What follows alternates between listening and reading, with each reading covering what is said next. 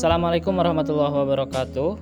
Selamat datang kembali dalam COD tema satwa. Kera atau monyet ekor panjang atau crab eating monkey dengan nama ilmiah Macaca fascicularis yang dideskripsikan oleh Raffles pada tahun 1821. Nah, sebelum membahas lebih lanjut, saya akan sedikit bercerita tentang si individu yang satu ini. Jadi ya, dia memang peliharaan dan di beberapa daerah termasuk di sini, habitat asli monyet sudah tergerus dan akhirnya mereka masuk merangsak ke pemukiman yang ujungnya adalah konflik dengan manusia ya. Dan dia adalah salah satu korban dari konflik itu ketika dia dan ibunya merangsak masuk ke lahan pertanian warga dan merusak. Kemudian terlibat konflik dengan petani dan dalam konflik itu dia terpisah dari kawanannya. Hanya ada dua pilihan untuk dia. Yang pertama adalah dibunuh dan yang kedua adalah dipelihara. Karena masyarakat masih percaya dan memang banyak terbukti ya bahwa satu monyet yang terpisah dari kawanannya dia tidak akan diterima lagi oleh kawanannya yang memaksa dia untuk hidup secara soliter, dan biasanya monyet yang seperti ini lebih berbahaya dan lebih merusak ya. Iya, di sini saya tidak berbicara tentang salah dan benar. Ini hanya tentang pilihan yang ada di masyarakat. Dan kecenderungannya masyarakat biasanya lebih memilih untuk memelihara dengan menanggung kebutuhan pakannya dan mengekang kebebasan daya jelajahnya daripada membunuh atau melepaskannya kembali dengan resiko pengerusakan yang lebih parah ya. Oke, itu hanya sekedar sedikit cerita. Sekarang kita kembali ke materi pembahasan kita. Monyet ekor panjang atau kera ini termasuk ke dalam Kingdom Animalia dari filum Chordata yang termasuk ke dalam kelas Mamalia dari ordo Primata yang merupakan anggota dari famili Cercopithecidae dari genus Macaca dengan nama spesies Macaca fascicularis. Si monyet pemakan kepiting ini tersebar luas di daratan Asia Tenggara, mulai dari pesisir pantai, hutan bakau, pinggiran sungai, dataran rendah, hutan sekunder, hingga ke pegunungan dengan ketinggian mencapai 1200 mdpl. Dan untuk saat ini bahkan si monyet ekor panjang ini bisa ditemukan di hampir seluruh dataran Asia. Seiring dengan banyak diperkenalkannya si ekor panjang ini ke luar daerah persebarannya untuk berbagai kebutuhan.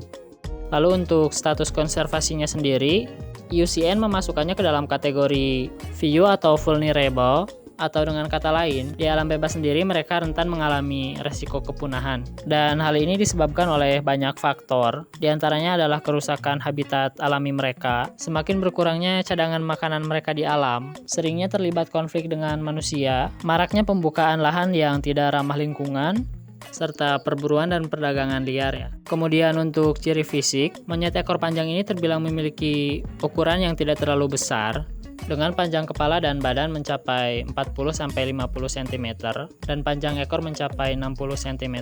Hampir keseluruhan dari badan monyet ini dipenuhi oleh bulu yang tidak terlalu panjang tapi cukup tebal, yang mana bulunya ini didominasi oleh warna abu-abu dengan sentuhan warna coklat di bagian punggungnya dan abu-abu yang lebih pucat di bagian dadanya, dan khas jambul yang tidak terlalu panjang di kepalanya dengan warna coklat yang lebih tegas.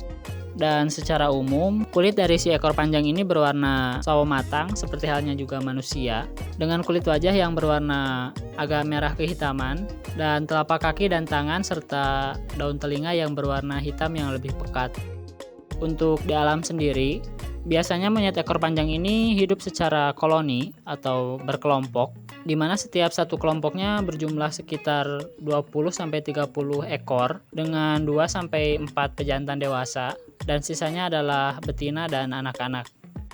Lalu untuk makanan, si crab eating monkey ini termasuk hewan yang sangat mudah beradaptasi dengan lingkungan, terutama makanan, di habitatnya di pesisir pantai atau di hutan bakau. Biasanya mereka ditemukan memakan kepiting, dan karena itu juga disebut crab eating monkey.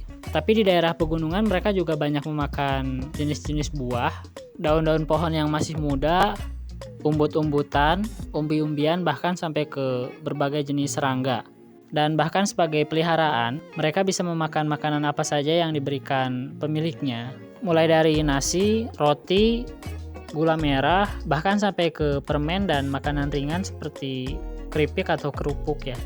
Dan yang unik dari cara makan si monyet ekor panjang ini, saat mereka menemukan makanan, mereka akan langsung memasukkan makanan itu ke mulutnya secepat dan sebanyak yang bisa mereka lakukan sampai makanan itu habis.